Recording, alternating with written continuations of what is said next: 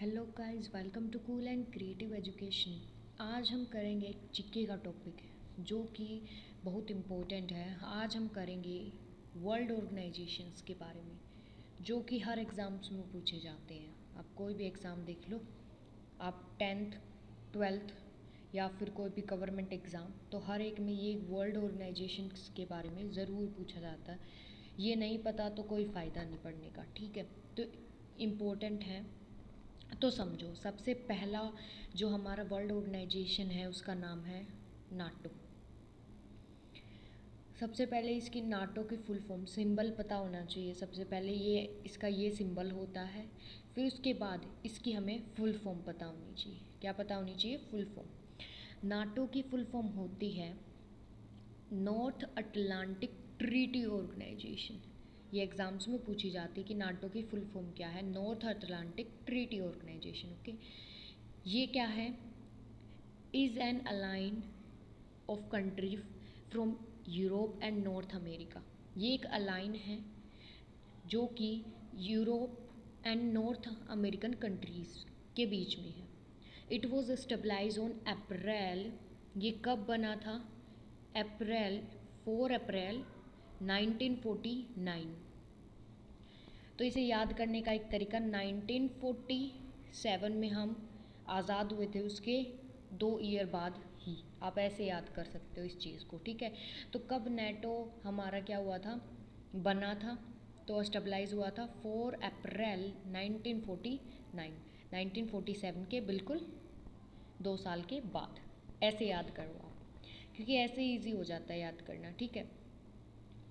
Then उसके बाद है, फिर उसके बाद है, आपको ये पता चल गया कि नेटो की फुल फॉर्म क्या है। सबसे पहला पॉइंट है नेटो की फुल फॉर्म क्या है।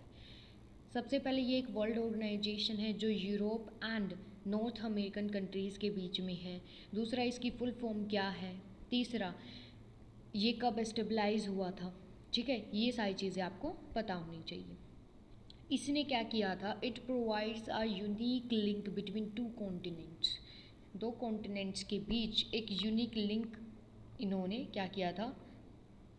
प्रोड्यूस किया था। यूरोप एंड नॉर्थ अमेरिका, हाँ, क्योंकि इन्हीं के बीच में हुआ था ये, तो इसीलिए कोऑपरेशन के लिए किया था, कंसल्टेशंस के लिए किया था, कंसल्ट करने के लिए कोई भी चीज़, किस चीज़ में, in the field of defence and security के उसमें, ठीक है, कि हम कोऑपरेट करेंगे और इसके लिए हम कंसल्ट भी करेंगे, ठीक है।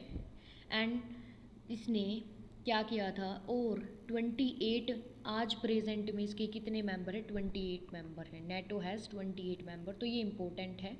तो आपको समझ आ गया होगा कि नेटो एक वर्ल्ड ऑर्गेनाइजेशन है जो कि यूरोप एंड अमेरिकन कंट्रीज़ के बीच में है, अलाइन है कि।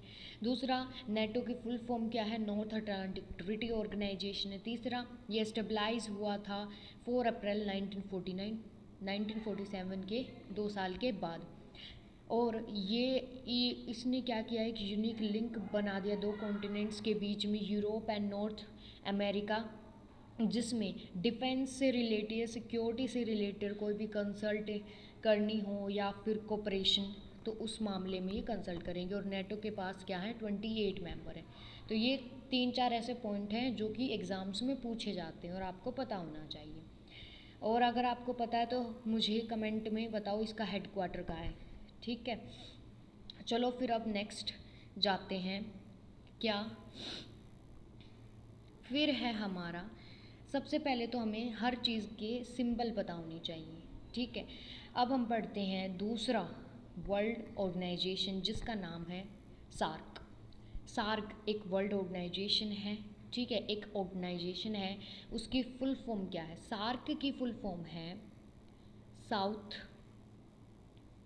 Asian association for regional cooperation, ठीक है। क्या है? South Asian association for regional cooperation, ठीक है। और ये क्या है इसका?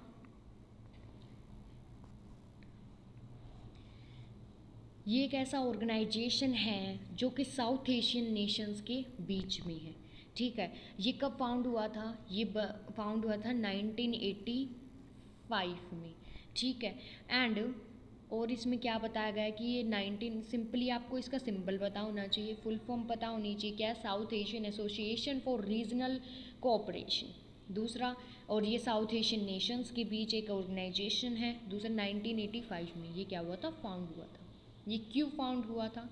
कि ये मतलब कि ये बना था किन के बीच में? Economically, technologically, socially, culturally development के लिए मेंबर नेशन बने थे।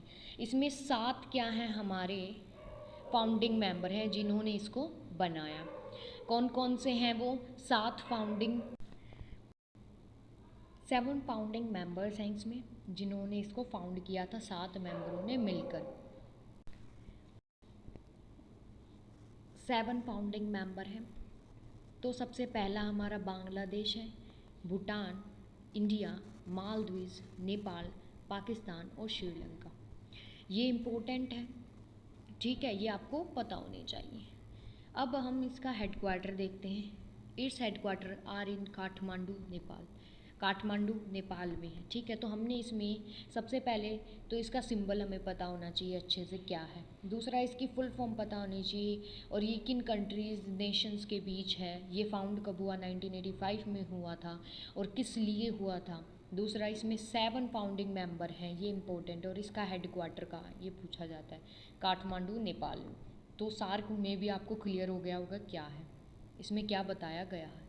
अब आ जाता है एक और मेन कॉन्सेप्ट, यूरोपियन यूनियन का, ईयू जिसको कहते हैं हम, ठीक है। Full form is an international organisation है ये, जिसमें 27 यूरोपियन कंट्रीज़ हैं and governs common economic, social and security policies, जिसके अंदर क्या बनी हुई हैं? गवर्न्स करती हैं वे कंट्री पॉलिसीज़ को, जो किससे रिलेटेड होती है? कॉमन इकोनॉमिक, सोशल, सिक्योरिटी से रिलेटेड होती है। 27 यूरोपियन कंट्रीज़, ठीक है। इतना हुआ, चलो। अब उसके बाद क्या, जो ये था, ये हमारा जो ईयू है, ये फोर्स में कब आया? इम्पोर्टेंट है, 1 नवंबर 1993 में आया। और ये भी क्वेश्चन होता है कि जो ये हमारा ये सिंबल है यूरोपियन यूनियन का, इसके अंदर कितने स्टार्स हैं? तो टोटल इसमें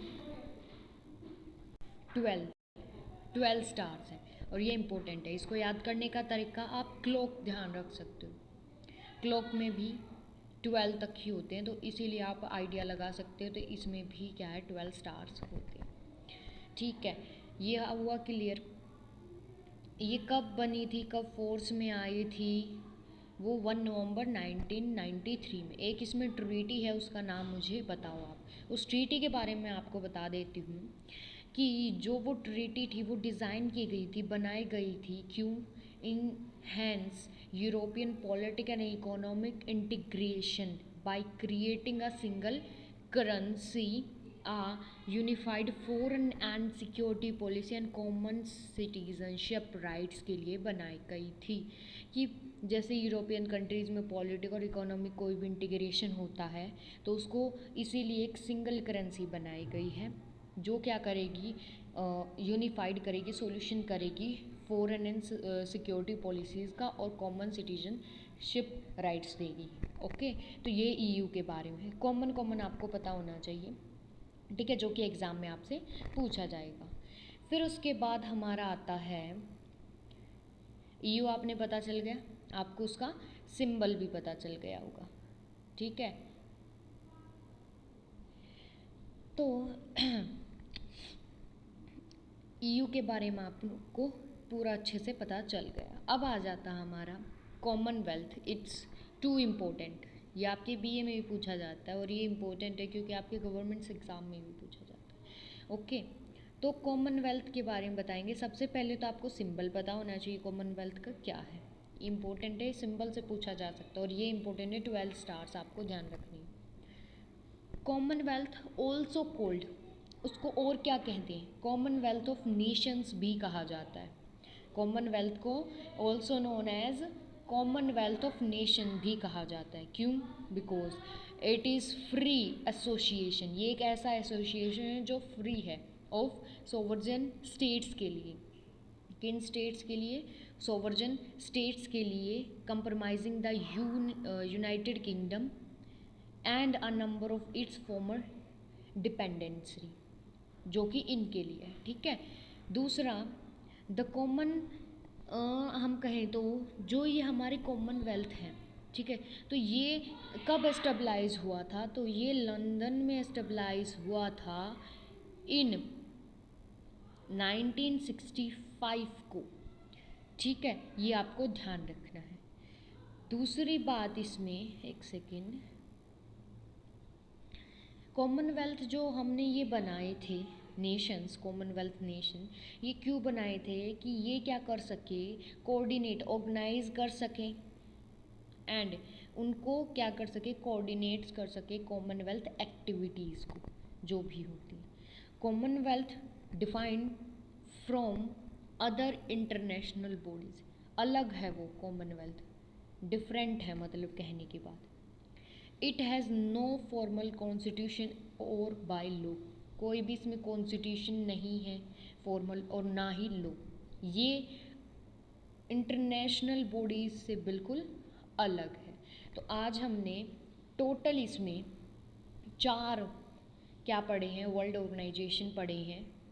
सबसे पहला हमने पढ़ा था नेटो के बारे में, दूसरा हमने पढ़ा सार्क के बारे में, तीसरा हमने ईयू के बारे में पढ़ा, और जो फोर्थ वन था वो कॉमनवेल्थ, जो आपके ये रहा, इसके बारे में पढ़ा।